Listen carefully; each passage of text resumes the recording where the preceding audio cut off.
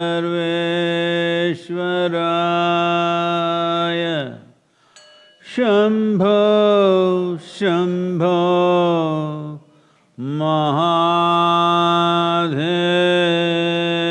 महादेवाय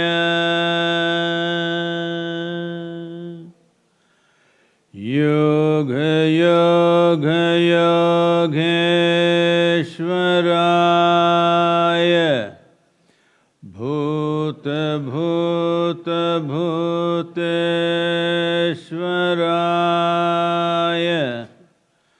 काल काल कालेश्वराय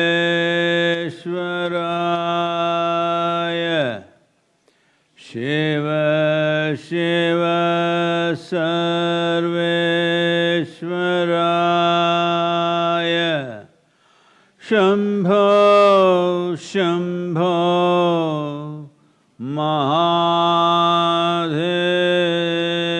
महादेवाय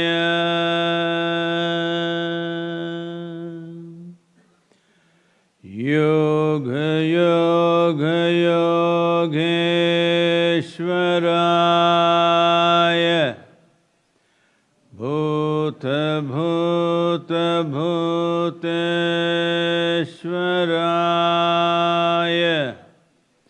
काल काल कालेश्वराय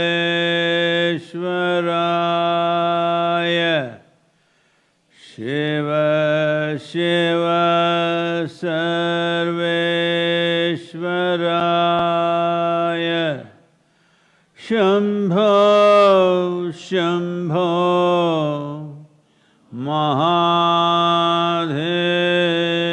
महादेवाय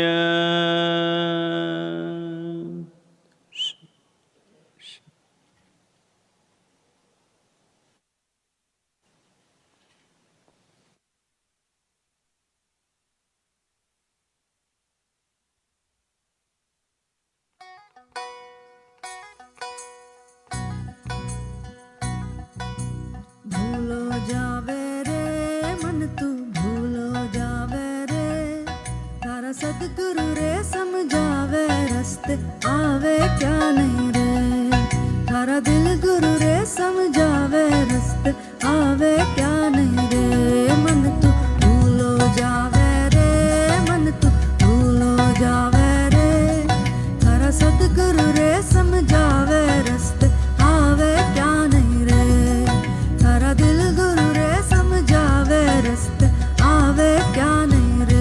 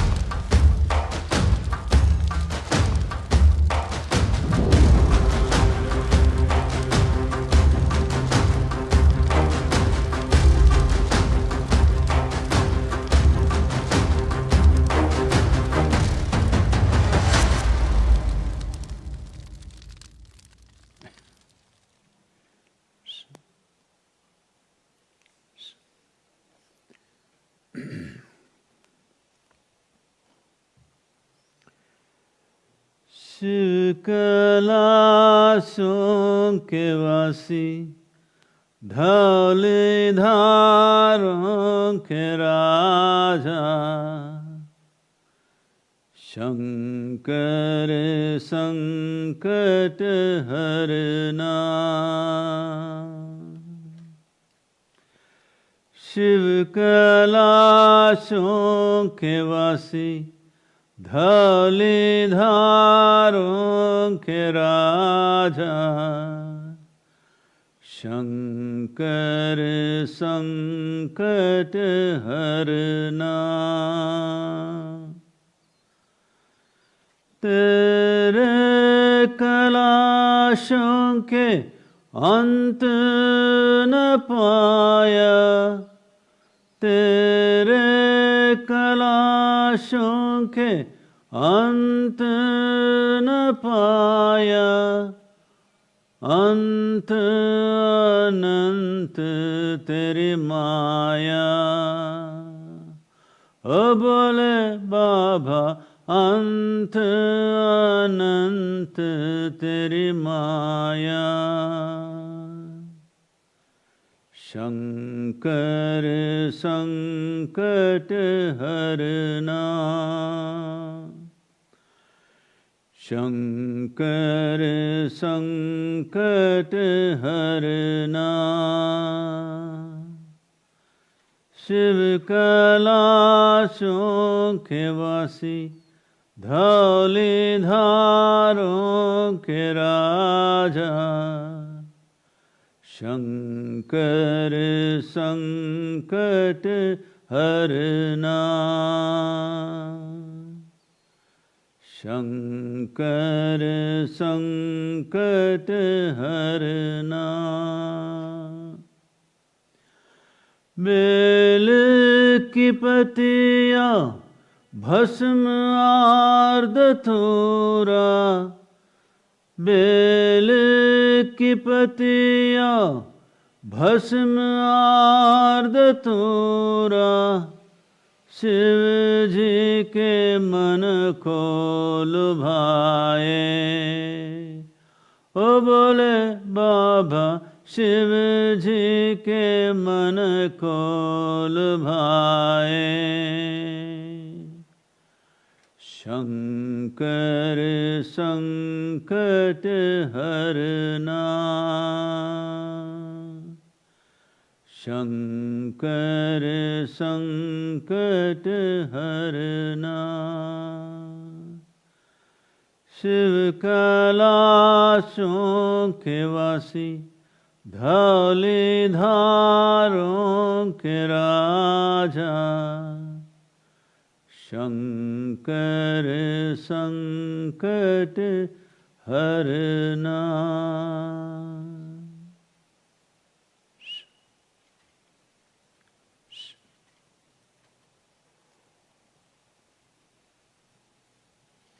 नमस्कारम, नमस्कारम to everyone.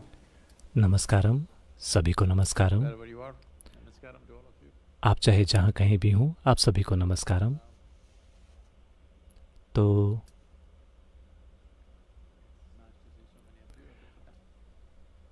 इतने सारे लोगों को यहाँ देखना बहुत अच्छा है।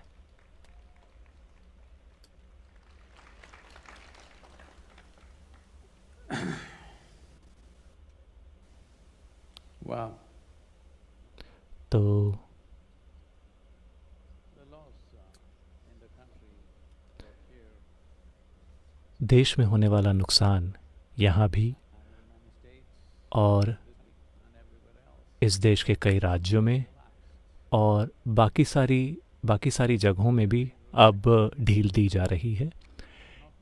ढील इसलिए नहीं दी जा रही है क्योंकि than we were 4 months. ऐसा नहीं है कि 4 या 5 महीने पहले हमारी जैसी परिस्थिति थी उससे आज हमारी परिस्थिति बेहतर है। सच तो ये है कि हमारी हालत पहले से कहीं खराब है, लेकिन एक समाज, एक देश और दुनिया हमेशा के लिए लॉकडाउन के साथ जारी नहीं रह सकता। तो ये ढील दी जा रही है आर्थिक कारणों से, सामाजिक कारणों से। जैसे जैसे देशों में और राज्यों में ढील बढ़ती जाती है, उसके साथ साथ आपके घर के अंदर, आपके परिवार के अंदर और भी ज़्यादा कड़ाई होनी चाहिए। ये बहुत ज़रूरी है। इस समय सबसे महत्वपूर्ण जिम्मेदारी यह है कि आप जिंदा रहें। इस बात का ख्याल रखें कि आपके आसपास हर कोई जिंदा रहे। ये सबसे मूलभूत चीज़ है। अलग अलग पीढ़ियाँ अलग अलग तरह की चुनौतियों का सामना करती हैं। अगर आप मुझसे पूछें तो ये एक बहुत ही आसान सी चुनौती है। ये एक आसान सा युद्ध है। लोगों ने जिस तरह के युद्ध देखे हैं, विश्व युद्ध देखे हैं, उसके मुकाबले ये कुछ भी नहीं है। पुरानी पीढ़ियों ने जिस तरह की भयंकर परिस्थितियों का सामना किया है, ये उसके मुकाबले में कुछ भी नहीं है। ये एक हल्की सी चुनौती है। ये एक धीमी बॉल है। ये महत्वपूर्ण है कि हम इसे सही तरीके से बल्ला घुमा के इसे मारें। United States, as you know, relentlessly it's going on. Nearly जैसे कि आप जानते हैं, अमेरिका में लगातार ये आगे बढ़ रहा है। करीब 2 लाख मौतें हो चुकी हैं। लोग सोच रहे हैं कि 4 महीने में 2 लाख मौतें कोई बहुत बड़ी संख्या नहीं है। because you were not counted among the 200. ऐसा इसलिए है कि उन 2 लाख लोगों में आपकी गिनती नहीं हुई, Quite too many. इसलिए आपको लगता है कि ये संख्या बड़ी नहीं है। Maybe nobody, fortunately, someone very close. शायद सौभाग्य से आपका कोई प्रिय व्यक्ति भी इस गिनती में नहीं आया, इसलिए आपको लग रहा है कि ये संख्या बड़ी नहीं है। Necessary death is too many. कोई भी मौत, कोई भी गैर ज़रूरी मौत बहुत ज़्यादा होती है। But don't have to die stupid. लोगों को मरना तो है ही, लेकिन ये ज़रूरी नहीं है कि वो मूर्खतापूर्ण तरीके से मरें। Die stupid. हम सभी को मरना है, लेकिन हमें बेवकूफ़ी या मूर्खतापूर्ण तरीके से नहीं मरना चाहिए। जब मैं कहता हूँ मूर्खतापूर्ण तरीके से, ये कोई बुवानिक प्लेग नहीं है जो हर जगह फैल रहा है और हर किसी को मार रहा है। ये ऐसा नहीं है। अगर आप जिम्मेदारी से बर्ताव करेंगे तो आप बच जाएंगे। मैं आपको लंबे समय से कहता आ रहा हूँ कि आपको जिम्मेदार बनना होगा। अब वायरस आपको बता रहा है कि अगर आप जिम्मेदारी से पेश आते हैं तो आप बच जाएंगे। अगर आप गैर जिम्मेदारी से पेश आते हैं तो आपकी जान चली जाएगी। हेलो, ये इनर इंजीनियरिंग ही है। Yes, that's all it's saying. हाँ, मैं बस यही कह रहा हूँ। At times तो इस तरह के समय में it's important ये महत्वपूर्ण है कि all our sense हमारी सारी समझ not against us. हमारे पक्ष में काम करे, हमारे खिलाफ नहीं। विवशता भरी आदतें, If not yours, somebody इसकी कीमत हमें जीवन से चुकानी पड़ सकती है। अगर आपका जीवन नहीं तो किसी और का जीवन।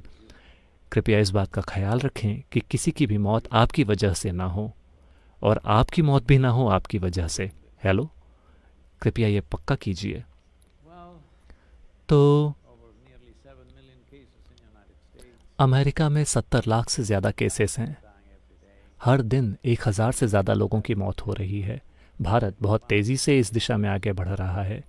करीब 50 लाख केसेस हैं। हर दिन 1 लाख, लगभग 1 लाख नए केसेस आ रहे हैं। हो सकता है कि देश में ऐसे हज़ारों केस और हों जिसको डिटेक्ट ना किया गया हो।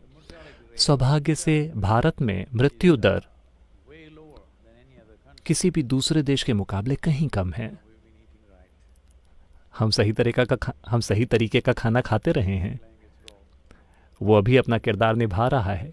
विशेषकर साउथ इंडिया में So way lower मृत्यु than दर anywhere else on the planet. दुनिया में किसी भी दूसरे स्थान के मुकाबले कहीं कम है। ये बात मैंने 5-6 महीने पहले कही थी।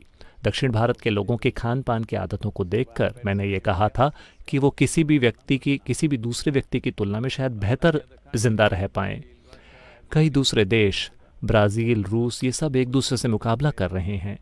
सवाल ये नहीं है कि ये कहाँ हो रहा है। बात केवल इतनी है कि ये एक परीक्षा है कि हम किस चीज़ से बने हैं, हम कैसा बर्ताव करेंगे, हम इसे खुद के लिए और हर किसी के लिए कितना सुरक्षित बना पाएंगे। Well, it is तो Amavasya in the next few days. अगले कुछ दिनों में महालय अमावस्या आने वाली है। This is the time of the year ये साल का ऐसा समय है where जब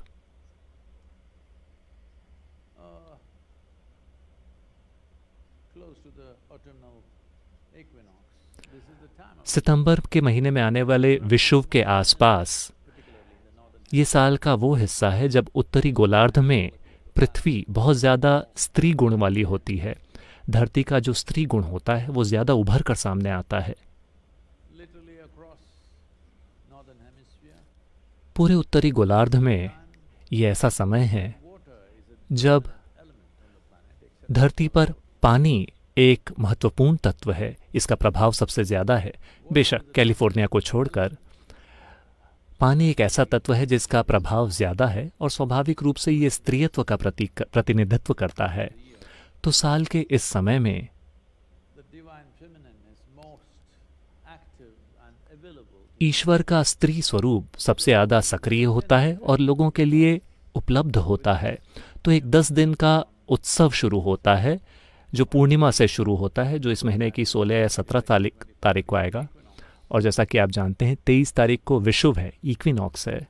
और As you know, I am eternally grateful. जैसा कि आप जानते हैं कि मैं अपने जीवन में विषुव के दिन को लेकर हमेशा आभार कृतज्ञ रहूँगा। From that day, उस दिन मुझे पता नहीं था कि आज विषुव है। later I realized मुझे काफ़ी बाद में ये पता चला, काफ़ी सालों के बाद मुझे पता चला कि वो विषुव का दिन था, यानी कि उस दिन और रात बराबर अंतराल के थे। feminine being तो स्त्रीत्व के ज़्यादा प्रभावशाली होने के कारण महालय अमावस्या also seen as a time को एक ऐसे समय के रूप में भी देखा जाता है जब our respects, regards, and obeisance be paid to हम अपने पूर्वजों के प्रति अपना आभार व्यक्त करते हैं। what is the significance of ancestors. Their पूर्वजों का क्या महत्व है? वो मर चुके हैं, हमें उनकी चिंता क्यों करनी चाहिए? well, the problem is समस्या ये है कि right now, आप अभी जो हैं well, आज की दुनिया में you constantly being on Google आप लगातार गूगल से चिपके रहते हैं। शायद आपको लगता है by the Google lady. कि आपको गूगल वाली महिला ने ही जन्म दिया था। The people that we refer to as your ancestors जिन लोगों को हम आपका पूर्वज कहते हैं, necessarily be wandering around. हो सकता है कि वो यहाँ घूम ना रहे हों, पेड़ों पर लटके हुए ना हों, लेकिन वो आपके अंदर जीवित हैं। How much of ancestry stays alive within you? आपके पूर्वज किस हद तक आपके अंदर जिंदा रहते हैं? एक स्तर पर वो आपके जीवन को उतना ही समृद्ध बनाता है, दूसरे स्तर पर वो आपके जीवन को उतना ही प्रतिबद्ध एक पाबंद कर देता है, उसको सीमित कर देता है। हम जो हैं वो अपने पूर्वजों के कारण हैं। उन्होंने क्या सीखा, उनकी क्या टेक्नोलॉजी थी, उनकी क्या स्किल्स थी, उनको जीवन के बारे में क्या क्या पता था। हमने ये अनजाने या अनजाने में ये सारी चीज़ें अपने भीतर प्राप्त की हैं, हम में से हर किसी ने। लेकिन साथ ही अगर आप उन्हें अपने अंदर बहुत मजबूती से जीने देते हैं तो आपके पास अपनी खुद की कोई ज़िंदगी नहीं होगी, क्योंकि तब मरे हुए लोगों को कम मत समझिए, वो आपके माध्यम से जीने की कोशिश करेंगे। This is why इसी वजह से so much care was taken. इतना ख्याल रखा गया था, किसी एक संस्कृति में ही नहीं, हर संस्कृति में, दुनिया में हर जगह इस बात का ख्याल रखा गया था। जब लोगों की मृत्यु हुई तो कुछ चीज़ें की गईं ताकि They don't try to live through you. वो आपके माध्यम से जीने की बहुत मजबूती से कोशिश ना करें, क्योंकि अगर वो आपके माध्यम से बहुत मजबूती से जीते हैं तो आपका जीवन बर्बाद चला जाएगा। यानी कि आप एक ताज़ा जीवन नहीं होंगे, आप एक तरह की कार्बन कॉपी होंगे एक पुराने जीवन की। दुर्भाग्य से आप में से कई लोग, Have this aspiration. आपके अंदर इस तरह की महत्वाकांक्षा है कि आप अपने बच्चों के माध्यम से जीना चाहते हैं। आपको ऐसा नहीं करना चाहिए, आपके बच्चों को जीना चाहिए, आपको बस उनको पोषण देना है। आप एक खाद की तरह हैं। हेलो, हाँ, अगर आप एक अच्छी खाद हैं तो वो पल्लवित होंगे। You smear yourself all over their faces. अगर आप उनके चेहरे पे खुद को थोप देते हैं तो उनसे बदबू आएगी जैसे खाद से आती है। Hello, You must be good manure for your children. आपको अपने बच्चों के लिए एक अच्छी खाद होना चाहिए, एक पौष्टिक खाद, ताकि वो पल्लवित हों, उनका अपना खुद का एक जीवन हो। ये बहुत बहुत महत्वपूर्ण है। तो हर संस्कृति ने हमेशा इस बात का ख्याल रखा कि वो जो लोग मर चुके हैं उनसे एक दूरी बना के रखें। भारत में हमने बहुत विस्तृत तरीके बनाए, ऐसे समय चुनें जब हम इस दिशा में सबसे ज़्यादा काम कर सकते हैं, ताकि साल दर साल हम उनसे ज़्यादा से ज़्यादा दूरी बनाते जाएं। सिर्फ इसलिए क्योंकि आप अपने मरे हुए दादा दादी या माता पिता या परदादा परदादी के बारे में भूल गए, इसका ये मतलब नहीं है कि वो जा चुके हैं। वो आपके माध्यम से जी रहे हैं। आप जिस तरह से बैठते और खड़े होते हैं, अपने जीवन की शुरुआत में जब आप 18-19 साल के थे, आपने सोचा था कि निश्चित रूप से आप अपने माँ या पिता की तरह नहीं बनेंगे, आप बिल्कुल आज़ाद हैं। लेकिन जब तक आप 45 साल के हुए, आप उनकी तरह बैठने लगे, उनकी तरह खड़े होने लगे, उनकी तरह बात करने लगे, है ना? अनजाने में ही आपका शरीर भी उनकी तरह ही हिलता है। ऐसा इसलिए है क्योंकि वो आपके माध्यम से जी रहे हैं। तो ये एक ऐसा समय है जिसे पितृपक्ष कहा जाता है। इसका अर्थ है कि ये अपने पूर्वजों का ख्याल रखने का समय है। हो सकता है कि आप उनको जानते हो, उनको ना जानते हो। आमतौर पे 12 पीढ़ियों तक के लोगों का ख्याल रखा जाता है ताकि वो आपके माध्यम से जीने की कोशिश ना करें। आप जेनेटिक स्तर पर उनसे एक दूरी बनाएं ताकि ये जीवन खुद को एक नए जीवन के रूप में व्यवस्थित करे, एक नई संभावना के रूप में, ताकि वो अतीत की पुनरावृत्ति ना बन जाए। तो अभी साल के इस समय में अमावस्या के दिन, महालय अमावस्या के दिन, जो इस महीने 16-17 तारीख को होगी, ईशा योग केंद्र में करीब 25 से 26 हज़ार लोग आते हैं और ज़रूरी प्रक्रियाएं करते हैं ताकि वो खुद को अपने पूर्वजों से थोड़ा दूर कर सकें। हो सकता है कि उनकी मृत्यु काफ़ी अरसे पहले हुई हो। हम मरे हुए लोगों को किस तरह संभालते हैं, इसका हमारे जीवन पर काफ़ी प्रभाव पड़ता है। मैंने ये बात पहले भी कही है, जो कि अब कुछ जगहों पर रिसर्च मोड में जा रही है। इस बारे में रिसर्च हो रही है क्योंकि आप जिस चीज़ को जीवन में देखते हैं उसे रिसर्च नहीं माना जाता। आपको प्रयोगशाला के चूहों को देखना होगा कि उनके पूर्वजों का उनके ऊपर असर पड़ता है कि नहीं। केवल तभी ये सिद्ध होगा कि आपके पूर्वजों का आपके ऊपर असर पड़ता है। ये चूहों की दौड़ जैसा है। तो उनके भीतर भी ये बात देखी गई है कि एक प्रयोग, मेरे ख्याल से ये यहाँ की एक यूनिवर्सिटी में हुआ था, किसी अमेरिका की किसी महत्वपूर्ण यूनिवर्सिटी में हुआ था। निश्चित रूप से उन्होंने एक छोटा सा प्रयोग किया जहां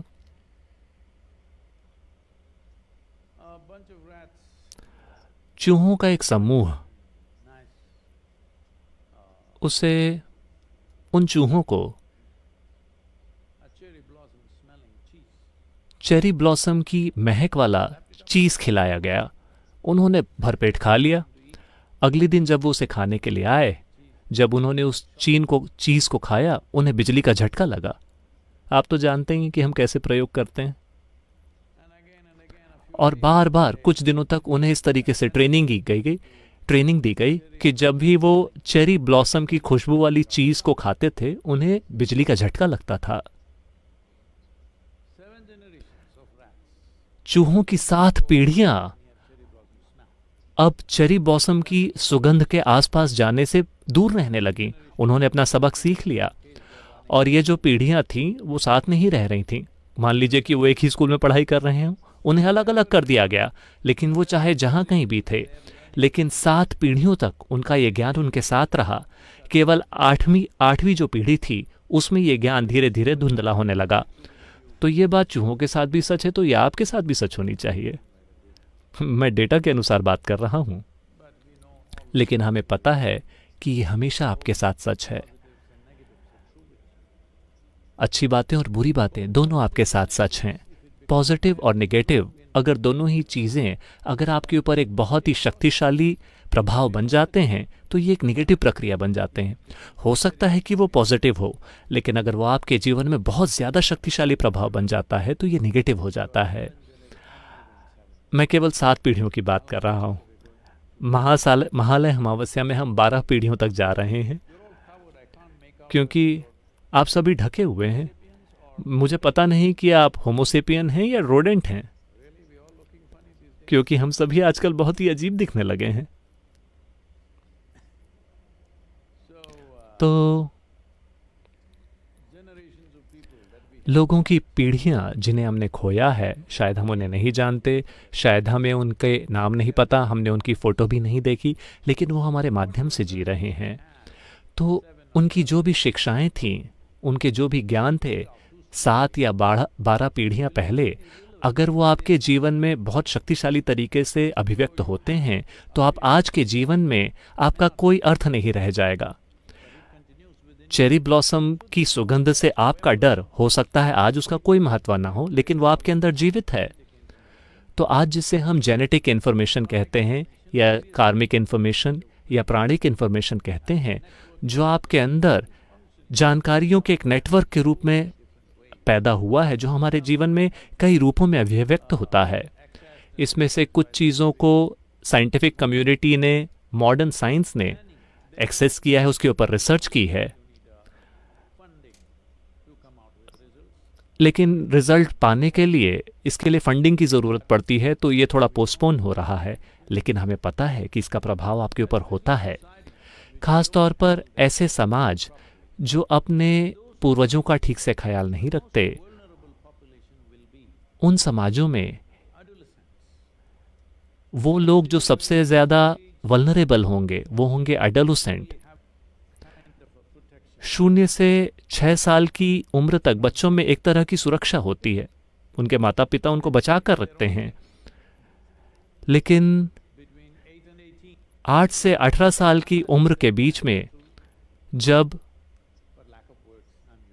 उनके पूर्वज उनके ऊपर पर्याप्त ध्यान नहीं देते, उनकी यादें, उनकी आत्माएं इन लोगों के साथ इनके ऊपर बहुत सारा प्रभाव डालती हैं। तो ऐसे समाज जहाँ पे टीनेजर्स 8 से 18 साल की उम्र के लोग बहुत ज़्यादा दुख पाते हैं, ऐसे समाज में आपको पता होना चाहिए कि उन्होंने अपने पूर्वजों का ठीक से ख्याल नहीं रखा है। तो ये साल का ऐसा समय है जब अगर अतीत में आपने कुछ ना किया हो, तो हर कोई एक प्रयास करता है कि वो अपने पूर्वजों का ख्याल रखें जिनकी मृत्यु हो चुकी है, ताकि हमारे जीवन में उनका प्रभाव कम से कम हो। वो जो थे, हम उसके प्रति अपना सिर झुकाते हैं, हम उनके प्रति आभार व्यक्त करते हैं। हमारे पास इस तरह का शरीर है, इस तरह का मन है, इस तरह का ज्ञान है, इन सभी में उनका एक किरदार रहा है। हम उसके प्रति आभार व्यक्त करते हैं, लेकिन साथ ही साथ ये चाहते हैं कि वो हमसे थोड़े दूर खड़े हों, ताकि हम अपना जीवन जी सकें। ये बहुत महत्वपूर्ण है, वरना उनका प्रभाव बहुत ज़्यादा शक्तिशाली होगा। तो 8 से 18 साल के उम्र के लोग और वो महिलाएं जिन्होंने अभी अभी गर्भाधान किए, अभी अभी बच्चा पैदा किया है, उसके बाद इस तरह की शक्तियों का उनके ऊपर बहुत ज़्यादा प्रभाव होगा। तो महालय अमावस्या वह दिन है जो 2 या 3 दिन बाद आने वाला है, लेकिन इस दिन ही हम अमेरिका की यात्रा शुरू करने वाले हैं। एक ऐसी संस्कृति को देखने की कोशिश करेंगे जो काफ़ी हद तक मर चुका है, और साथ ही आधुनिक अमेरिका भी, कि कैसे उसका निर्माण हुआ है। आपको पता है कि उन्होंने जो वीडियो दिखाया था वो शायद उस बारे में नहीं था। आपको इसके बारे में पता है जो मैं कह रहा हूँ? तो क्योंकि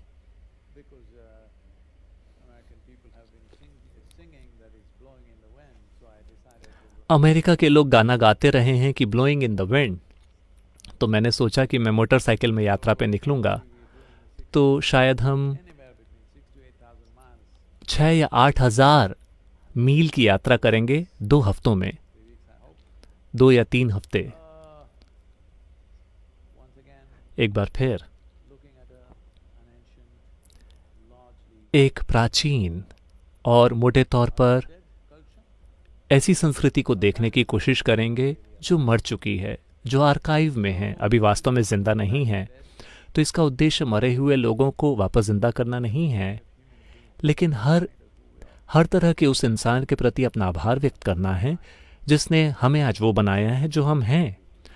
लेकिन साथ ही हम वो बनना चाहते हैं जो हम बनना चाहते हैं, हम उनकी तरह नहीं बनना चाहते। ये बहुत महत्वपूर्ण है।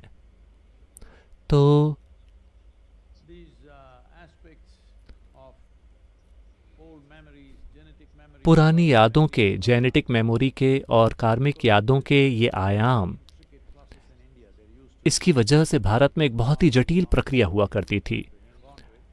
अब ये काफ़ी हद तक खो चुकी है, कुछ लोग इसे पकड़ कर रखे हुए हैं, लेकिन अगले कुछ सालों में, 25 या 50 सालों में शायद ये पूरी तरह से मिट जाएगी, क्योंकि लोगों के पास अपनी जीनियोलॉजी को ट्रैक करने का एक तरीका हुआ करता था। मुझे पता है कि आजकल कोई वेबसाइट है जिससे आप फॉलो कर सकते हैं, लेकिन लोगों के पास एक तरीका था कि लोग इसे देखते थे ताकि जेनेटिक्स आपस में एक अस्वस्थ तरीके से ना मिल जाएं।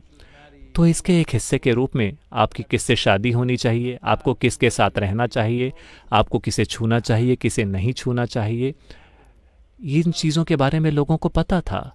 कई पीढ़ियाँ, हज़ारों पीढ़ियों को, जब लोगों को हज़ारों पीढ़ियों के बारे में ज्ञान था, तो इसे मैनेज करना आसान था, क्योंकि लोग एक ही जगह पर रहा करते थे, लोग खेती किया करते थे, तो इसे मैनेज करना आसान था।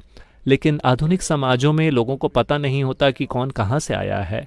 तो सड़क में आपको कोई लड़का या लड़की दिख गई और आप उससे शादी कर लेते हैं, क्योंकि आपको नहीं पता कि वो कहाँ से आए हैं। और दुनिया बदल चुकी है, लोग आज यूं यहाँ घूमते फिरते हैं जैसा पहले कभी नहीं होता था। इसी वजह से वायरस भी बहुत तेज़ी से फैल रहा है। हाँ, देखिए, जो चीज़ किसी एक छोटे से शहर में हुई, चीन में, वो पूरी दुनिया में फैल गया, क्योंकि हम सभी पूरी दुनिया में हर जगह उड़ रहे हैं। अगर हम केवल अपनी ज़मीन पर खेती कर रहे होते तो ये वायरस एक स्थानीय चीज़ रहती, वहीं ख़त्म हो जाती, ये एक महामारी में नहीं बदलता। तो एक बार ऐसा हुआ।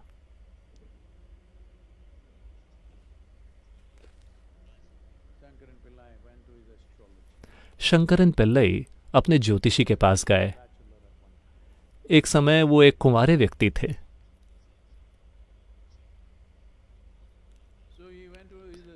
तो वो अपने ज्योतिषी के पास गए और उन्होंने पूछा, मुझे किस तरह की लड़की से शादी करनी चाहिए। ज्योतिषी ने कहा, देखिए, हालांकि शुरू शुरू में लगता है कि ये तकलीफ होगी, लेकिन आपकी शादी सबसे ज़्यादा सफल होगी अगर आप एक ऐसी लड़की से शादी करते हैं जिसके गुण आपसे बिल्कुल अलग हैं। शंकरन पिल्लई ने कहा, मैंने ये तय कर लिया है, इसीलिए मैंने तय किया है कि मैं एक अमीर लड़की से शादी करूंगा। उसके लक्षण अलग हैं, उसके गुण अलग हैं।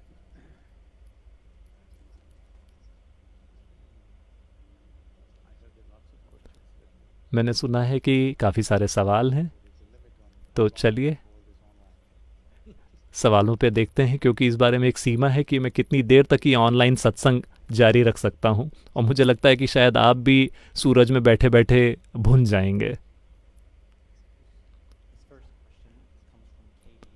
पहला सवाल स्विट्ज़रलैंड में केटी ने पूछा है।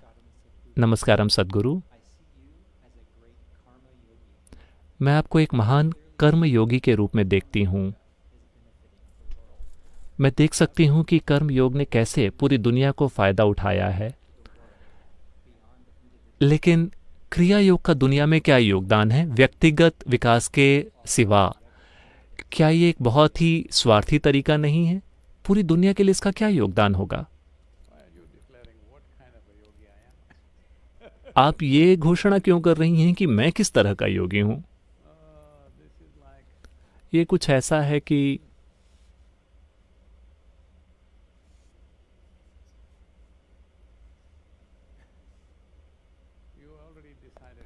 आपने पहले ही तय कर लिया है कि मैं किस तरह का योगी हूं।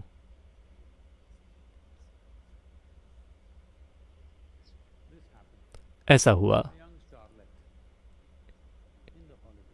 हॉलीवुड की एक उभरती हुई अभिनेत्री, उसने एक बहुत ही सफल डायरेक्टर से कहा, वो बहुत सुंदर थी, उसने कहा, मैं आपसे प्यार करती हूँ, आपसे प्यार करती हूँ, आपसे बहुत प्यार करती हूँ। डायरेक्टर ने उसे देखकर पूछा, क्या तुम मुझसे शादी करोगी? लड़की ने कहा, आप विषय को बदलिए मत, आपने पहले ही तय कर लिया है, तो अब मैं विषय को कैसे बदलूं? मैं एक कर्मयोगी हूँ। Now, अब what you're asking is, suppose आप ये पूछ रही हैं कि there's an apple tree or मान लीजिए कि ये एक सेब का पेड़ होता या आम का पेड़ होता और उसमें ढेर सारे फल लगे होते, तो आप पेड़ के पास जाकर कहती, देखिए आपके फल बहुत अच्छे हैं, वास्तव में मेरे लिए काम के हैं। देखिए, काम, उपयोगिता हमेशा मेरे लिए होती है ना? लेकिन तुम इतने लंबे क्यों हो? तुमको थोड़ा छोटा होना चाहिए था, फल यहाँ होने चाहिए थे। हम बहुत आसानी से फल तोड़ सकते थे आइजैक न्यूटन के ज्ञान प्राप्त किए बिना, क्योंकि फल नीचे ही लटके होते और हम उसे तोड़ के खा सकते थे। तुम इतने लंबे क्यों हो गए?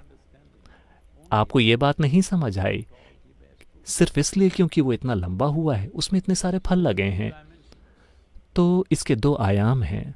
one is एक आयाम ये है growth, Vikas, there is expression. दूसरा है अभिव्यक्ति। Today, of course, आज बेशक I'm horrified to see मुझे ये देखकर बहुत seeing their children in the front like posters अपने or girls माता पिता अपने बच्चों को पोस्टर की तरह सामने लटकाते हैं और कहते हैं कि 8 की उम्र में ही मेरे बेटे ने एक कंपनी बना ली, वो एक कंपनी का सीईओ है और करोड़ों कमा रहा है। 8 या 10 साल के बच्चे के साथ करने के लिए कितनी बुरी चीज है कि उसका मूल्य सिर्फ डॉलर्स में है। the most horrific thing that ये सबसे भयंकर चीज है जो आप अपने बच्चों के साथ कर सकते हैं। आपको ऐसा अपने दुश्मनों के बच्चों के साथ भी नहीं करना चाहिए कि 10 की उम्र में आपका बेटा एक सीईओ बन गया है। इसका कोई अर्थ नहीं है। आपका बेटा या बेटी, उसे बस अच्छे से खाना खाना चाहिए, अच्छे से खेलना चाहिए, अच्छे से सोना चाहिए, अच्छे से बड़ा होना चाहिए। उसे अच्छे से बड़ा होना चाहिए, फिर वो कुछ सार्थक काम करेंगे अगर वो अच्छे से विकसित हुए हैं। उनका शरीर, मन, भावनाएं और विचार their life energy, they've grown well. और उनकी जीवन ऊर्जाएं अगर अच्छे से विकसित हुई हैं तो वो कुछ बहुत सार्थक चीज करेंगे उस समय के अनुसार जिस समय वो दुनिया में जी रहे होंगे। Goal oriented, you लेकिन आप गोल ओरिएंटेड हैं, आपको फल से मतलब है, आपको जड़ से कोई मतलब नहीं है। हाँ, फल, जड़ नहीं, फल ही आपका गोल है। this happened. I think I'm तो ऐसा हुआ, मेरे ख्याल से मैंने इसके बारे में पहले भी बात की है। जब मैं खेती कर रहा था, a family. एक परिवार They come to me. मेरे पास आया क्योंकि मेरे पास नारियल थे, आम थे और बहुत सारी चीज़ें थी। ये एंटरप्रेनर्स आए और उन्होंने कहा, हमारे पास एक नया फॉर्मूला है, ग्रोथ एनहेंसर का फॉर्मूला है। आपको पता है, आपने बाल में लगाने के लिए तरह तरह की चीज़ें लगाई हैं ताकि गंजे सिर पे बाल उग जाएं, उस तरह की चीज़ें।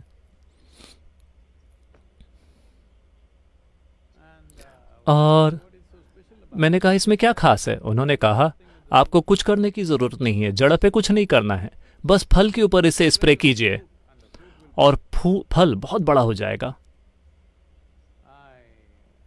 मैंने इस आदमी को देखकर कहा, आप इसे आप अपने मस्तिष्क पे क्यों नहीं स्प्रे कर लेते? थोड़ा बड़ा हो जाएगा वो। I know life like this. मुझे जीवन इस तरह से पता है कि अगर जड़ का ख्याल रखा जाता है तो फल उगेगा। मैं इंतजार करने के लिए तैयार हूं। लेकिन आप चाहते हैं कि फल बड़ा हो जाए लेकिन जड़ बड़ी ना हो। मुझे पता है कि आप मेरे पेड़ को मार डालेंगे। तो How does one become a karma yogi? First of all, एक व्यक्ति कर्मयोगी कैसे बनता है? क्योंकि एक व्यक्ति अपनी खुद की ज़रूरतों के परे चला गया है, अपनी खुद की रोजी रोटी, अपनी खुद की चिंताएं पूरी हो चुकी हैं, तो वो कुछ ऐसा कर रहा है जो महत्वपूर्ण है, जो उपयोगी है। अपना खुद का विकास हुए बिना अगर वो कुछ करने की कोशिश करता है तो वो थक जाएगा, वो दुनिया में एक हताश आदमी बन जाएगा।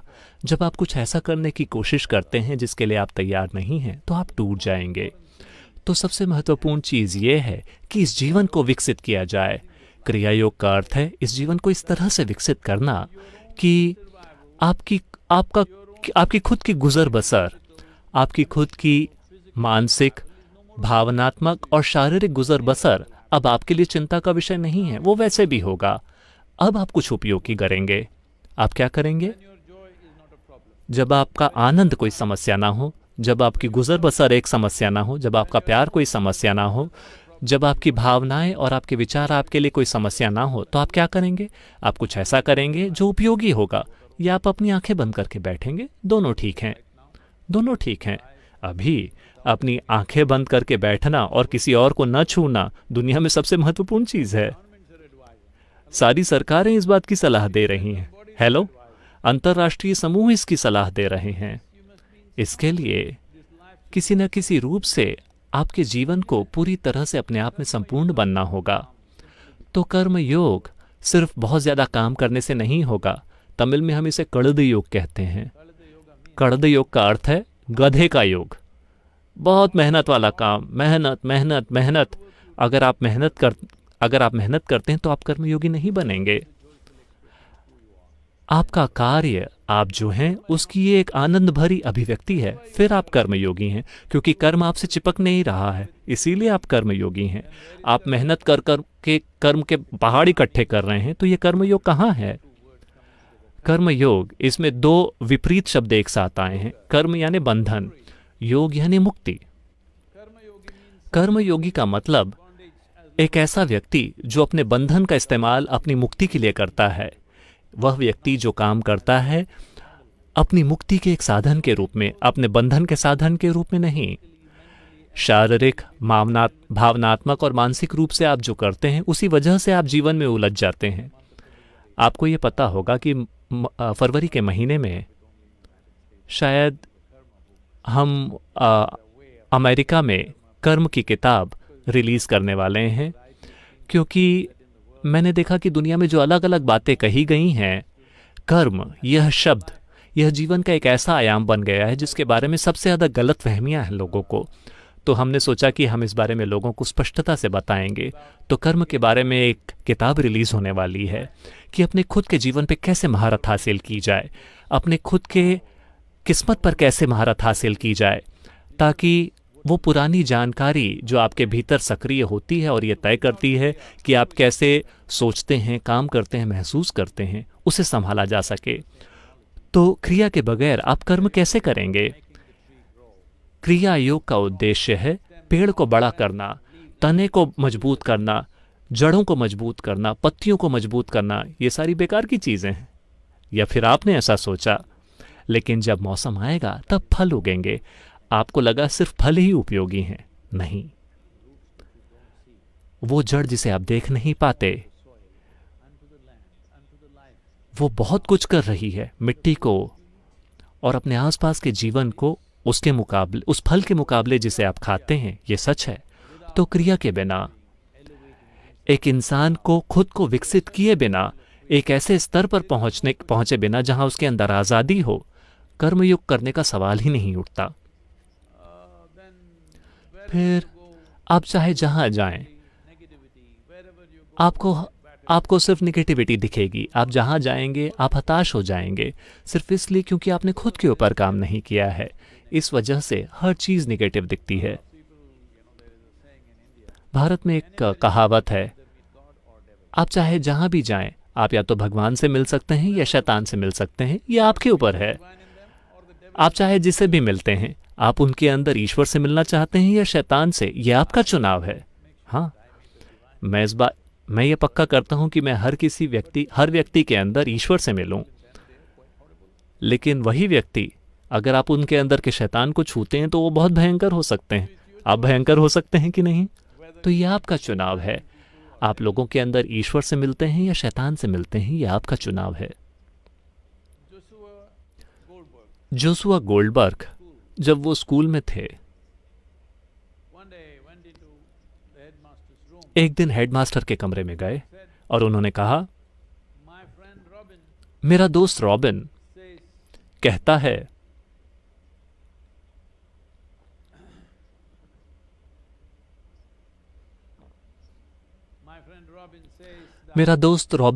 है कि मुझे शैतान के पास जाना चाहिए। वो हर दिन मुझसे कहता रहता है, क्योंकि मैं यहूदी हूं, वो कहता है मुझे शैतान के पास जाना होगा। हेडमास्टर ने पूछा, तुमने इस बारे में क्या किया है? सर, मैं सीधे आपके पास आ गया।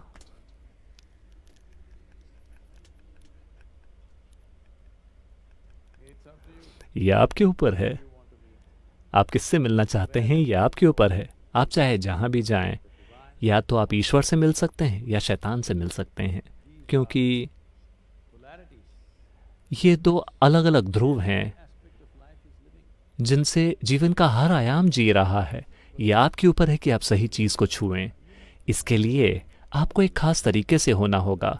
सिर्फ तभी आप सही चीज़ों को छू पाएंगे, वरना आप सभी गलत चीज़ों को छुएंगे। और जब आप गलत चीज़ों को छूते हैं, लोगों के अंदर की गलत चीज़ों को, तो आपके जीवन के सबसे प्रिय लोग भी वो कितने भयंकर हो सकते हैं। आपने देखा है ना? हेलो, शानदार लोग जिनसे आपको प्यार था, जो आपको पसंद थे, जब आपने उनके अंदर गलत चीज़ों को छुआ, तो वो ईश्वर थे या शैतान थे? वो शैतान से भी बुरे बन गए।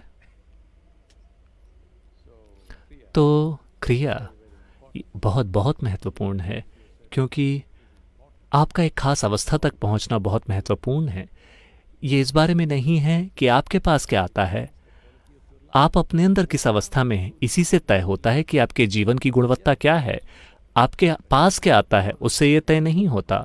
हाँ, वो भी महत्वपूर्ण है, लेकिन सही चीज़ों को आकर्षित करने के लिए आपको एक खास तरीके से होना होगा, और ये सबसे महत्वपूर्ण काम है जो हर इंसान को करना चाहिए।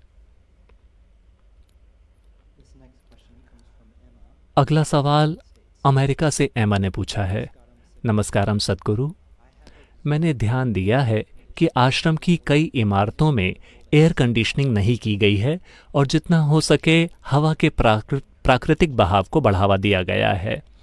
क्या इसका उद्देश्य प्रदूषण को और बिजली की खपत को कम करना है, या इसके शरीर पर पड़ने वाले प्रभाव के बारे में कुछ और भी बात है? क्या आप कृपया समझा सकते हैं? ये मेरा आइडिया नहीं है। इस धरती पर जीवन लंबे समय से इसी तरह से चल रहा था। हेलो, कि आपको पता होना चाहिए कि कब गर्मी का मौसम है, कब सर्दी का मौसम है, कब मानसून है। आपको पता होना चाहिए, क्योंकि हर दूसरे जीवन को ये बात पता है। एक छोटा सा माइक्रोब या वायरस आपको इस तरीके से डरा रहा है, उसका एक कारण यह है कि आप एक प्रयोगशाला के चूहों की तरह रहते रहें, एक बॉक्स के अंदर, जिसके अंदर वही हवा घूमती रहती है। हेलो, ये इसका एक कारण है। क्यों गांव के लोग इससे कम प्रभावित हैं शहरी लोगों के मुकाबले? एक कारण यह है कि वहां जनसंख्या का घनत्व बहुत ज्यादा है। दूसरा कारण यह है क्योंकि शहर में लोगों के इम्यून सिस्टम बहुत ज्यादा कमजोर हैं। इसके कई कारण हैं। इसका एक महत्वपूर्ण कारण यह है कि वही हवा बार बार घूमती रहती है। हर समय आप कमरे के अंदर रहते हैं, आप बैठे रहते हैं, पुराना खाना खाते हैं, बहुत सारी चीजें हैं। लेकिन एक महत्वपूर्ण आयाम यह है कि वही हवा वहां अंदर घूमती रहती है। अगर आप ऐसी किसी जगह में आते हैं, खुली जगह, जरा देखिए, शानदार है ना?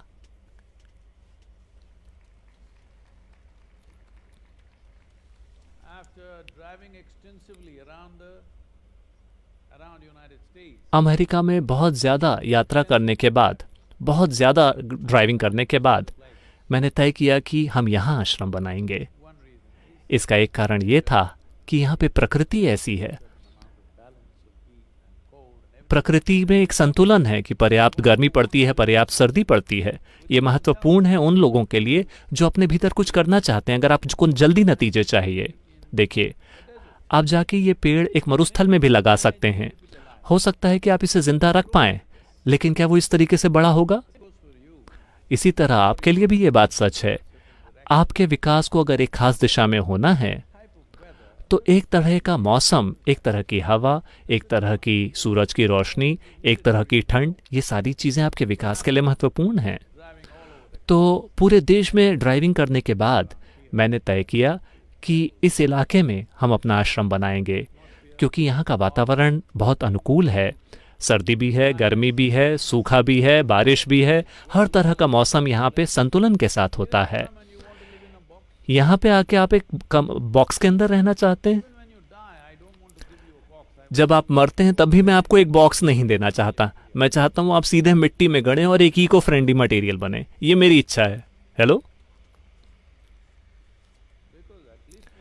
क्योंकि कम से कम जब आप मर जाते हैं तो जितना जल्दी से हो सके उतना जल्दी इस धरती को मिट्टी का हिस्सा बन जाना चाहिए। आप इसे एक बॉक्स में सील करना चाहते हैं। मैं नहीं चाहता कि आप मरने के बाद भी बॉक्स के अंदर जाएं। मैं चाहता हूं कि आपके अंदर हवा जाए और कीड़े आपको जल्दी से खा के ख़त्म कर दें। जब आप जिंदा हैं आप एक बॉक्स में रहना चाहते हैं। मुझे पता है कि आप मैनहट्टन में रहते हैं। मैनहट्टन के खिलाफ मुझे मैनहट्टन से कोई दिक्कत नहीं है, लेकिन जब आप खिड़की खोलते हैं बाहर से बदबू आती है, इसीलिए आप खिड़की बंद करके रहते हैं। लेकिन इस जगह बंद कमरे में रहना एक अपराध है। हेलो, मैं एक पर्यावरण के अपराध की बात नहीं कर रहा हूँ। ये मानवता के खिलाफ एक अपराध है, आपकी खुद की मानवता के खिलाफ, क्योंकि आप इतनी दूरी से सफ़र करके यहाँ आए और आप खुद को यहाँ उपलब्ध मौसम से दूर रख रहे हैं, तो ये बर्बाद हो जाएगा। तो फिलहाल हम लोगों को भेंट करने की एक प्रक्रिया में है। मेरे ख्याल से आपको इस बारे में मेल मिलेगी, यहाँ भी और ईशा योग केंद्र में भी। वहाँ भी हमने जगह बहुत सावधानी के साथ चुनी जो पहाड़ के बगल में है। जब मैंने वो जगह चुनी थी उसके काफ़ी सारे कारण थे, लेकिन निश्चित रूप से वहाँ का वातावरण और वहाँ का जो अक्षांश है वो 11 डिग्री अक्षांश पे है, ठीक। और वो सबसे ज़्यादा अनुकूल है इंसानी विकास के लिए, क्योंकि धरती थोड़ी सी टेढ़ी है और 11 डिग्री अक्षांश पर सबसे ज़्यादा सेंट्रीफ्यूगल फोर्स उसी स्थान पे पैदा होता है। हालांकि वो शहर से काफ़ी दूर है, जंगल के बीच में बहुत सारे जंगली हाथी हैं। वो जंगली हाथी पड़ोस में हैं, हमारे ऊपर नहीं है। लेकिन आप तो जानते हैं जो भी चीज़ लोगों को खतरनाक लगती है लोग उसे मारने की कोशिश करते हैं। लेकिन मैंने कहा नहीं, हम उनके साथ जिएंगे। आपको विश्वास नहीं होगा, उस दिन ईशा फाउंडेशन के जो 6 ट्रस्टी थे उनमें से 4 ने इस्तीफा दे दिया, क्योंकि उन्हें लगा कि मैं पागल हो गया हूँ। वो बहुत अच्छे लोग थे, उन्होंने तब तक हमारा सहयोग किया। लेकिन जैसे ही मैंने ये ज़मीन चुनी उनको लगा ये किस बारे में बात कर रहे हैं, ऐसे दूर दराज के इलाके में कौन आएगा, इस जगह कौन आएगा जहाँ कोई सड़क नहीं है, ये एक जंगल के बीच की जगह है और वहाँ हर जगह हाथी है, हर रात हाथियों की आवाज़ें सुनाई देती हैं, कौन यहाँ के योग करेगा। और उन्होंने ईशा फाउंडेशन से इस्तीफा दे दिया। मैंने उन्हें बताने की कोशिश की कि अभी मैं भेष बदला हुआ है, मैं कुछ सालों में अपना रूप बदल लूँगा। फिर वो उन्होंने एक बौद्धिक बहस शुरू कर दी कि ये भेष बदलने का क्या अर्थ होता है। फिर मैंने छोड़ दिया, मैंने कहा ठीक है। लेकिन आज ईशा योग केंद्र अतुल्य भारत के नक्शे पर है, देश में विजिट करने के लिए सबसे प्रमुख स्थानों में से एक है। इसी तरह जब हमने इस स्थान को चुना तब भी काफ़ी प्रतिरोध था। हम इसे अटलांटा के बगल में क्यों नहीं करते, नेशविल के बगल में क्यों नहीं करते, डेट्रॉइट के करीब क्यों नहीं करते। कई सारे सुझाव आए, लेकिन हम यहाँ आए क्योंकि हमारी रुचि सिर्फ उन लोगों में नहीं है जो आज हमारे साथ हैं। लोग, भविष्य की पीढ़ियाँ जो विकास करना चाहती हैं, उनके लिए एक अनुकूल वातावरण होना चाहिए। हमें अभी एक सही माहौल पैदा करना होगा, क्योंकि कई रूप में हमें इसे खो दिया है। हम तात्कालिक फ़ायदों के बारे में सोच रहे हैं और लंबे समय के दौरान जो जीवन को फ़ायदा होता है हम उसे खो चुके हैं।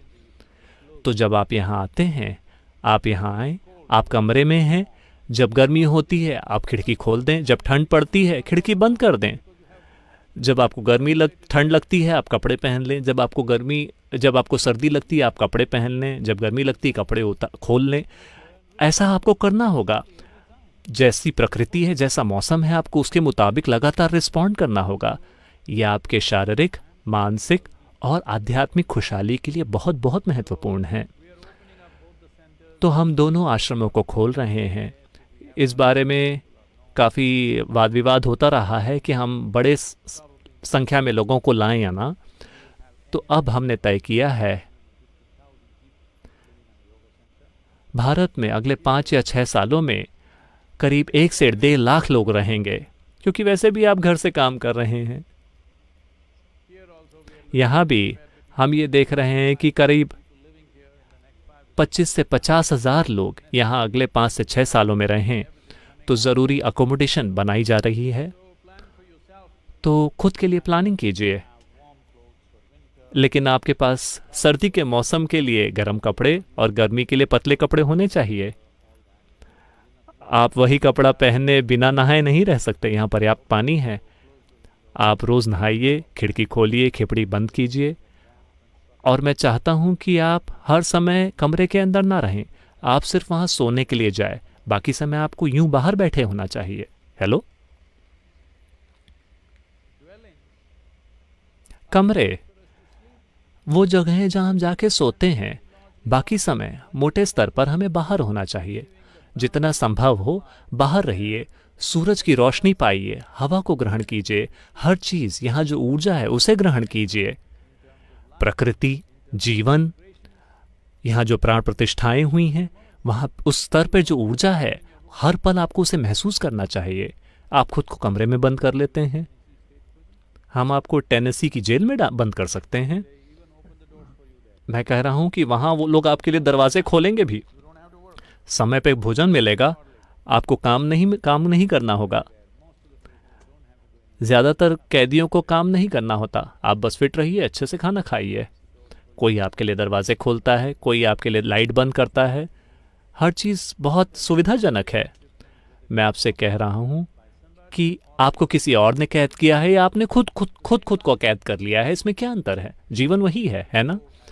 अगर आप एक जीवन के रूप में विकसित होना चाहते हैं तो ये बहुत महत्वपूर्ण है कि ये सारे आयाम मौजूद हों। मैं चाहता हूं कि वे सभी लोग जो यहाँ हैं, आप उनको सराहें। जो लोग यहाँ रेसिडेंट्स के रूप में पिछले 10-12 सालों में रहे हैं, उन्होंने जो काम किया है इस जगह को इस लायक बनाने के लिए कि लोग यहाँ आके रह सकें, कम से कम उसकी सराहना कीजिए।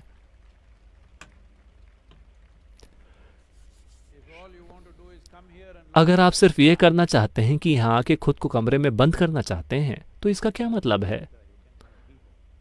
सर्दी के मौसम में आप हीटर लगा सकते हैं, ठीक है। आप अपने बेडरूम में एक हीटर रख सकते हैं, वो ठीक है। लेकिन जब आप बाहर निकलते हैं तो आप गर्म कपड़े पहन के बाहर निकलिए। किसी कैबिन में बाहर मत निकलिए, वरना हम आपके लिए एक कैबिन बना सकते हैं। आमतौर पे इस कैबिन को कॉफिन कहा जाता है। हाँ, लेकिन जब आप मरते हैं तब भी आपको एक कॉफिन की मांग नहीं करनी चाहिए। एक अपना कॉफिन बनवाने के लिए एक पेड़ काटने के बजाय क्या यह बेहतर नहीं होगा कि आप उस पेड़ के लिए खाद बन जाएं? तो ये संभावना एक बड़े स्तर पर खोली जाएंगी। आप देखिए कि आप अगले 5-6 सालों में अपने जीवन की योजना बनाइए कि आप एक ऐसी जगह रहें जहां आपका विकास हो सके, जहां आप अच्छे से जी सकें। अच्छे से जीने का मतलब ये नहीं है कि आपका कितना बैंक बैलेंस है, आपने कौन से नई मॉडल की कार खरीदी है। अच्छे से जीने का मतलब है कि आप अच्छे हैं, शारीरिक स्तर पर, मानसिक स्तर पर, भावनात्मक स्तर पर, आध्यात्मिक स्तर में आप वास्तव में अच्छे हैं। अगर आप बस यहाँ बैठे हैं तो आप शानदार हैं। ये अच्छे से जीना हुआ। अगर हम इस तरह से अच्छे से जीते हैं तो दुनिया में हम में से हर किसी के लिए जगह है। लेकिन अगर हम अच्छे से जीने की कोशिश करते हैं, उदाहरण के लिए अभी मुझे पता है कि ये नेशनल स्पिरिट है, ये अमेरिकन ड्रीम, ये एक बहुत ही खतरनाक ड्रीम है।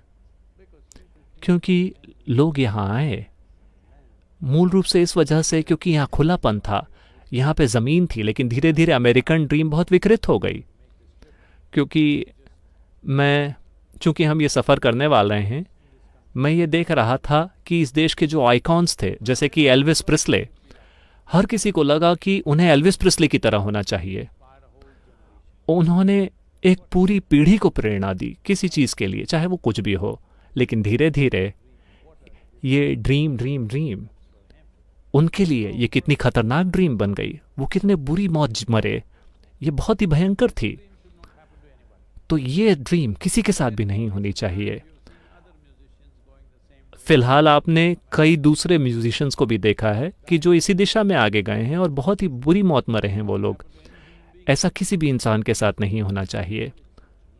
देखिए, अंततः ये एक ड्रीम है। हमें अपने सपने को इस तरीके से एडजस्ट करना चाहिए, ये मेरे लिए काम करे और आपके लिए भी काम करे। हेलो, मेरी ड्रीम आपके लिए मौत है, ये किस तरह की ड्रीम हुई?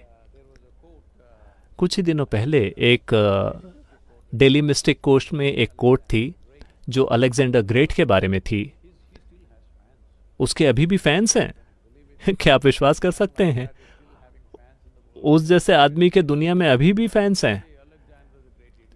वो लोग प्रतिरोध करने लगे कि अलेक्जेंडर को, सिकंदर महान को ये मूर्ख कैसे कह सकते हैं। इससे ये साबित होता है कि अभी भी मूर्ख जिंदा हैं। मेरा सपना आपके लिए मौत नहीं बनना चाहिए। हेलो, आखिरकार ये मेरा सपना है, मैं अपने सपने को एडजस्ट कर सकता हूं, है ना? शायद मैं अपने शरीर के आकार को एडजस्ट नहीं कर सकता, लेकिन कम से कम अपने मूर्खतापूर्ण सपने को तो एडजस्ट कर सकता हूं, मैं जैसा चाहूं वैसा। मैंने ये बात कुछ बार कही है, लेकिन मैं आपको फिर से कहता हूं। आपने उस महिला के बारे में सुना है? हेलो, आपने उस महिला के बारे में सुना है? आपको इस सपने में पार्टिसिपेट करना चाहिए क्योंकि आपको पहले से पता है। एक महिला थी, एक दिन उसे एक सपना आया। उसे क्या आया? एक सपना आया। अपने सपने में उसने एक हट्टे कट्टे आदमी को देखा जो वहां खड़ा था और उसे देख रहा था। फिर वो आदमी उस महिला के करीब करीब और करीब आने लगा। वो इतना करीब आ गया कि वो महिला उसकी सांस को भी महसूस कर पा रही थी। क्या महसूस कर पा रही थी? सांस। और वो कांप गई, डर से नहीं। और फिर उसने पूछा, तुम मेरे साथ क्या करने वाले हो? महिला, उस आदमी ने कहा, यह आपका सपना है। आप अपने सपने में जो करते हैं वो आपका धंधा है, और आपका धंधा आपके लिए अच्छा होना चाहिए और हर दूसरे जीवन के लिए अच्छा होना चाहिए। तो मैं यहाँ कई बच्चों को देख रहा हूं जिनको आप पकड़कर यहाँ लेके आए हैं। तुमको सदगुरु की बात सुननी चाहिए, और अगर वो क्विंग क्विंग करते हैं तो आप उनको चिमटी काट रहे हैं। सदगुरु बात कर रहे हैं, चुप रहो। ये सही तरीका नहीं है।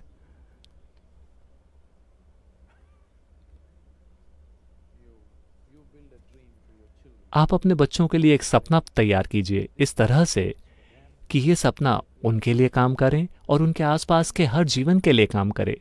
हमारे पास इस तरह के सपने होने चाहिए। हेलो, इस तरह का सपना आपके पास होना चाहिए, वरना वो कहीं और चला जाएगा। अभी आप देख रहे हैं कैलिफोर्निया में अमेरिकन ड्रीम खुल रही है। पिछले 2 या 3 महीनों में बड़े बड़े शहर जल गए हैं, कई सारे गांव जल गए हैं। लोगों को लगा कि अमेरिकन ड्रीम है कि हम बहुत सारी इमारतें बनाएं। इसे देखने के कई तरीके हैं। एक सरल सी चीज़ ये है, अभी मैं आपसे पूछ रहा हूं, अभी आप यहाँ टेनेसी में हैं, यहाँ बहुत अच्छी ज़मीन है। इस जंगल को आग लगा दीजिए, चलिए देखते हैं। मैं आपको 5 लीटर पेट्रोल देता हूँ, इस जंगल को आग लगा के देखिए, क्या आप जला सकते हैं? नहीं। वहाँ पे हम मरुस्थल के करीब हैं, यहाँ पे मरुस्थल नहीं है, तो ये सही तुलना नहीं हुई। ये बात ठीक है, मैं समझ सकता हूँ, क्योंकि वहाँ आग और बारिश के प्राकृतिक चक्र थे। वो क्यों चला गया है? इसका एक महत्वपूर्ण आयाम ये है, मैंने यही चीज़ भारत में भी देखी है। ऐसा ट्यूब वेल्स के कारण हुआ है। मुझे पता नहीं कि कैलिफोर्निया में ट्यूब वेल कितने जाते हैं, कितनी गहराई में जाते हैं। दक्षिण भारत में कई सारे लोग 1200 से 1400 फुट नीचे जा रहे हैं पानी खींचने के लिए। मुझे एक भी पेड़ दिखाइए जिसकी जड़ें 1400 फुट नीचे जाके पानी सोख सकें। आप बस पावरफुल पंप्स लगा के सारा पानी सीख रहे हैं, सब कुछ सूख रहा है, बस किसी तरह जिंदा है। थोड़ी सी भी आग आती है तो सब कुछ जल जाता है और जल के राख बन जाता है। देश के उस हिस्से के जो प्राकृतिक चक्र थे वो ऐसे थे कि 35-40 साल में एक बार आग आती थी, आग लगती थी, वो प्राकृतिक चक्र का एक हिस्सा था। लेकिन इस तरह से नहीं कि एक पूरा इलाका जल के तबाह हो गया। ऐसा इसलिए हो रहा है क्योंकि हम धरती से बहुत सारा पानी सोख रहे हैं। पेड़ के अंदर इतना पानी नहीं है कि वो खुद को आग से बचा कर रख सके। अगर पेड़ के अंदर पर्याप्त रस होता तो वो इस तरह से जलता नहीं, है ना? मैं इकोलॉजी को बहुत ज़्यादा सरल बना रहा हूं, लेकिन मूल रूप से बात यही है। पेड़ पौधों में पर्याप्त जीवन नहीं है, पर्याप्त रस नहीं है, पर्याप्त पानी नहीं है। क्यों? क्योंकि हम बहुत ज़्यादा हैं। जब हम बहुत ज़्यादा होते हैं तो हमें कम से कम थोड़ा ज़्यादा समझदारी से पेश आना चाहिए कि हम कैसे जी रहे हैं, वरना किसे जीना चाहिए और किसे मरना चाहिए, ये एक सवाल बन जाएगा। ये दुर्भाग्यपूर्ण सवाल सामने आ जाएगा कि किसे जिंदा होना रहना चाहिए और किसे मरना चाहिए। दुर्भाग्य से इस तरह के निर्णय हॉस्पिटल में लिए जा रहे हैं कि किसे वेंटिलेटर मिलना चाहिए, किसे नहीं मिलना चाहिए। ये किसी भी इंसान के साथ होने वाली सबसे ज़्यादा त्रासदी भरी घटना है। आपकी माँ बीमार थी, आप उन्हें लेकर अस्पताल गए, उन्होंने आपकी भी चेक की और आपको भी वायरस था, तो उन्होंने आप दोनों को हॉस्पिटल में भर्ती कर लिया। ऐसा कई लोगों के साथ हुआ है। लोग किसी ऐसे व्यक्ति को लेके गए जिसको कोरोना के सिम्टम थे, फिर दोनों को ही टेस्ट करके दोनों को ही भर्ती कर दिया गया। फिर दुर्भाग्य से उन्हें यह तय करना पड़ा कि सिर्फ एक वेंटिलेटर अवेलेबल था और ये किसे मिलना चाहिए। उन्होंने तय किया कि वो वेंटिलेटर आपको दिया जाएगा, आपकी माँ को नहीं। जो बुजुर्ग हैं उन्हें मरने दिया जाए। इस तरह का निर्णय लेने के बाद आप कैसे अपना जीवन जी सकते हैं, बताइए? या क्या आप चाहते हैं कि अगर आप अपने बेटे या बेटी के साथ जाते हैं तो वो तय करेंगे कि आप मरेंगे, जो जवान व्यक्ति है वो जिएगा? ये निर्णय उचित है, लेकिन ये निर्णय कितना भयंकर है। तो ये हमारे साथ हो रहा है कई स्तरों पर, सिर्फ इसलिए क्योंकि हम न केवल संवेदनशीलता के बिना जी रहे हैं, हम समझ के बिना जी रहे हैं। तो यहां आकर ये मत कहिए कि मेरे कमरे में एयर कंडीशनर लगाओ। नहीं, हम आपके लिए खिड़की खोलेंगे। अगर आप चाहें तो हम ऑटोमेटिक विंडोज लगा देंगे। अगर आप बिना जागरूकता के जीना चाहते हैं तो टेम्परेचर सेंसिटिव विंडोज लगा दी जाएंगी, जो अपने आप खुलती हैं और बंद होती हैं। और साथ ही टेम्परेचर सेंसिटिव, हम कपड़े भी टेम्परेचर सेंसिटिव बना देंगे। जब ठंड होगी हम आपके ऊपर एक बोरा डाल देंगे। हम इस तरह की व्यवस्थाएं कर सकते हैं। और सबसे बढ़कर ये मशीनें, मैं चाहता हूं कि आप कुछ देर के लिए यहां रहें। अभी नहीं, अभी हम आपका स्वागत नहीं कर सकते, लेकिन जब मैं अमेरिका आया तो पहली चीज मैंने ये देखी कि हर समय कहीं ना कहीं आवाज होती रहती थी। आप चाहे जहां भी जाएं, मशीनों की आवाज रहती है। जब मैं भारत जाता हूं, जब मैं कहता हूं मौन, तो सब कुछ मौन हो जाता है। क्या आपको पता है इसका आपके सिस्टम पर क्या प्रभाव पड़ता है? आप शायद इस पर ध्यान नहीं देते क्योंकि आप हर समय वहां हैं। हर समय कहीं ना कहीं कोई ना कोई मोटर चलती रहती है। अगर और कुछ नहीं तो कम से कम फ्रिज से ही वो आवाज आती रहती है। वो अपनी खुद की चीजें करता रहता है। कृपया एक शांत जगह पे रहिए, वास्तव में शांत जगह। हम यहाँ उसी का निर्माण करने की कोशिश कर रहे हैं, ऐसी जगह जो पूरी तरह से शांत है। आप देखेंगे कि आपके पूरे सिस्टम को बिल्कुल शांत कर देगा। ये बहुत महत्वपूर्ण है आपके शारीरिक स्वास्थ्य के लिए, आपके आध्यात्मिक खुशहाली के लिए और आपके मानसिक संतुलन के लिए। ये बहुत बहुत महत्वपूर्ण है। दुनिया की कई महत्वपूर्ण संस्थाएं और पूरे देश के डॉक्टर एक घंटे के बाद भारत के एक डॉक्टर के साथ मेरी बातचीत होने वाली है, जो कि मानसिक महामारी के बारे में है। दुनिया में एक आत्महत्या की महामारी भी पैदा हो रही है। मैं आपको बता रहा हूं कि आप अपने अंदर जिस तरह के स्पंदन हर दिन अपने अंदर ले रहे हैं, उसका आपके ऊपर बहुत प्रभाव पड़ता है। बस यहाँ आइए, यहाँ रहिए, 1 महीने के लिए बिल्कुल शांति में रहिए और आप देखेंगे कि आपके अंदर सब कुछ शांत हो जाता है, क्योंकि कोई बाहरी आवाज़ लगातार आपको परेशान नहीं कर रही। और साथ ही दूसरी चीज़ें भी हैं जिसके प्रति आप संवेदनशील भी नहीं हैं, जिन चीज़ों को भी हम बच नहीं सकते, वाईफाई वगैरह, ये सारी चीज़ें चल रहे हैं। जिन चीज़ों को हम अवॉइड नहीं कर सकते तो कम से कम उन्हें रहने दीजिए, लेकिन जिन चीज़ों को हम अवॉइड कर सकते हैं तो उन्हें बंद हो जाना चाहिए। अभी तक आपने अपना जीवन किस तरह से जिया है वो महत्वपूर्ण नहीं है, लेकिन कम से कम अब से वायरस एक महान शिक्षक आ गए हैं। आपने मुझे काफ़ी दिनों तक अनदेखा कर लिया, लेकिन अब वो एक छड़ी लेके आपको सबक सिखा रहे हैं। मैंने गाजर के साथ आपको सिखाने की कोशिश की, लेकिन आप कोई खरगोश तो थे नहीं, आपको बात समझ नहीं आई, तो वो छड़ी के साथ आपको समझाने की कोशिश कर रहा है। आइए इसे संभव बनाएं।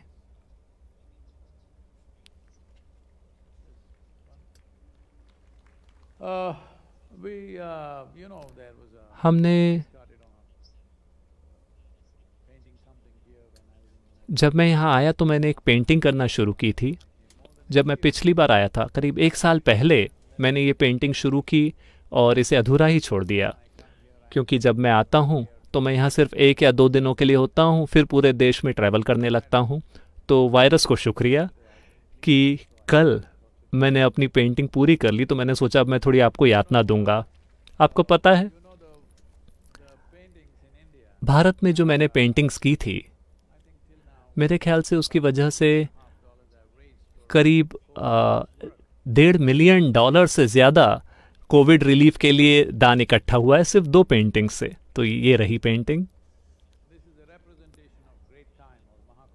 ये महाकाल का एक अभिव्यक्ति है।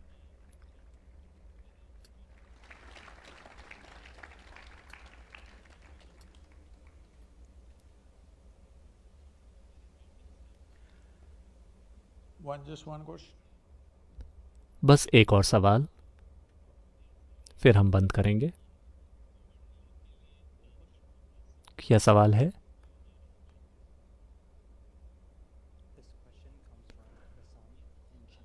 ये सवाल चेन्नई से प्रशांत ने पूछा है। नमस्कारम सद्गुरु।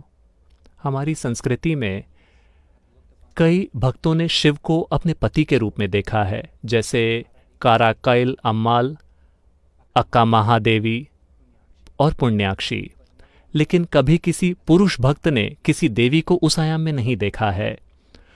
पुरुष भक्तियों ने देवियों को उस दृष्टिकोण से क्यों नहीं देखा? क्या उस तरह देखना सही है या गलत है?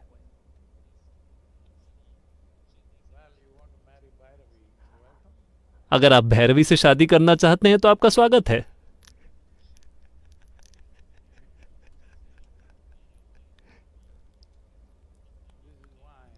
इसी वजह से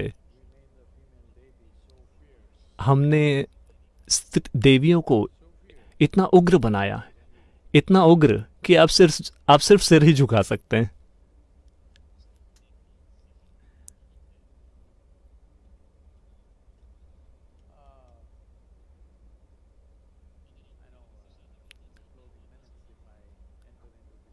मुझे पता है कि कार्यक्रम के अंत में अगर मैं इस बारे में बात करूंगा तो बहुत उलझन पैदा होगी, तो चलिए मैं थोड़ी सी उलझन बोता हूं और किसी और दिन हम इसे स्पष्ट करेंगे। पुरुषत्व और स्त्रीत्व के बीच में, मैं पुरुष और स्त्री की बात नहीं कर रहा हूं, पुरुष गुण और स्त्री गुण के बीच में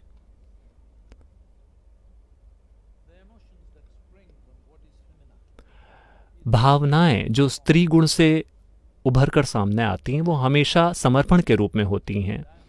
वो भावनाएं जो उस आयाम से उभर कर आती हैं जिसे हम पुरुष गुण कहते हैं, आपका पुरुष या महिला होना उसका इससे कोई लेना देना नहीं है। वो भावनाएं जो पुरुष गुण की भावनाओं से उभरती हैं वो हमेशा हासिल करने की होती है। तो ईश्वरत्व को इस रूप से हासिल करने की कोशिश करना बस समय की बर्बादी होगा, इसे एक समर्पण के रूप में ही आना होगा। इसी कारण महिलाओं ने एक पूरी संस्कृति पैदा की। वो महिलाएं जो वास्तव में स्त्री थीं, सारी महिलाएं बहुत ज़्यादा वास्तव में स्त्री नहीं होती। आज की दुनिया में कई सारी महिलाएं एक पुरुष की तरह बनने की कोशिश कर रही हैं, क्योंकि इस दुनिया का ढांचा पुरुष गुण पर आधारित है। ऐसी बहुत कम जगहें बची हैं जहां स्त्री गुण पूरी तरह से खुद को अभिव्यक्त कर सके। ये बहुत सीमित है, मॉडर्न सोसाइटीज़ में ये बहुत सीमित है। बाकी सब पुरुष अभिव्यक्ति है। मैं तो ये कहूँगा, मुझे लगता है कि करीब 85% दुनिया पुरुष गुण पर है।